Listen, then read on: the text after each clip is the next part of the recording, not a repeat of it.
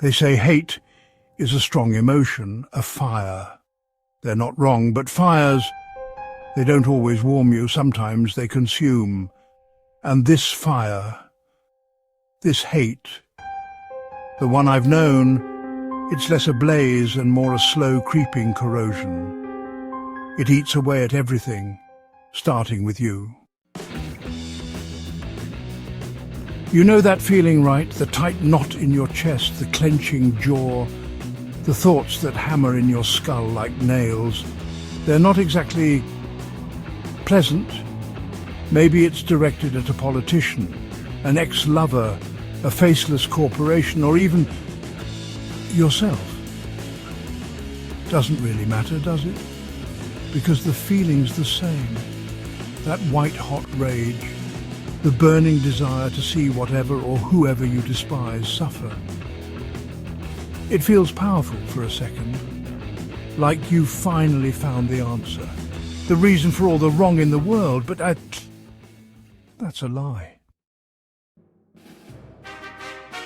Because hate is a trap. It's a prison built by your own mind, with bars made of resentment and fueled by an endless cycle of perceived injustice.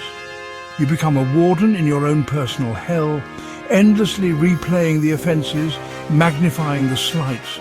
Every waking moment, every passing thought is filtered through the lens of that hatred.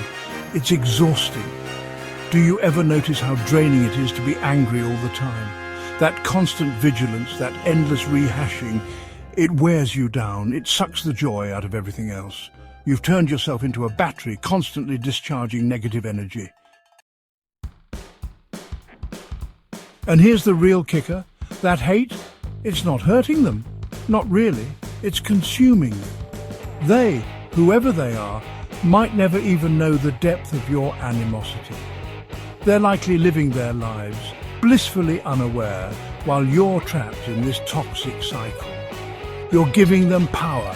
The power to dictate your mood, your thoughts, your very existence. It's like handing the keys to your mental fortress to the very person you despise. How does that make sense?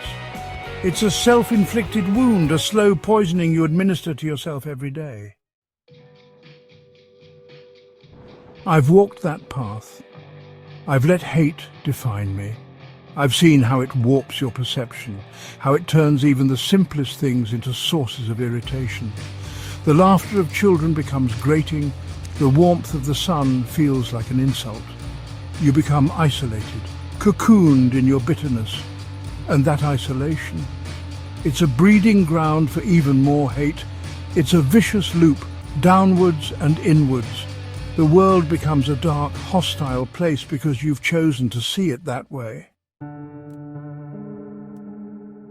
The science backs me up. Constant anger and hatred release a flood of stress hormones, damaging your heart, disrupting your sleep, weakening your immune system. It's not just emotional damage, it's physical too. You're literally poisoning yourself from the inside out. And beyond the physical toll, this constant negativity rewires your brain, making you more susceptible to even more negative thoughts. You're building a neural pathway of hate, making it easier and easier to access. It's like training yourself to be miserable. So, why am I telling you this? Not to preach some holier-than-thou message. I'm telling you because I know the pain. I know the corrosive power of hate intimately. And I'm telling you that it doesn't have to be this way. There's a life beyond the bars of that self-made prison, a chance to reclaim your own mind, your own peace. It's not easy. It's a struggle. And it starts with a single conscious decision. The decision to stop letting hate define you. It's not about suddenly loving everyone or pretending everything is perfect. It's about acknowledging that carrying this weight is hurting you above all else. It's about finding a way to process the pain, to address the source of the anger, without letting it consume you.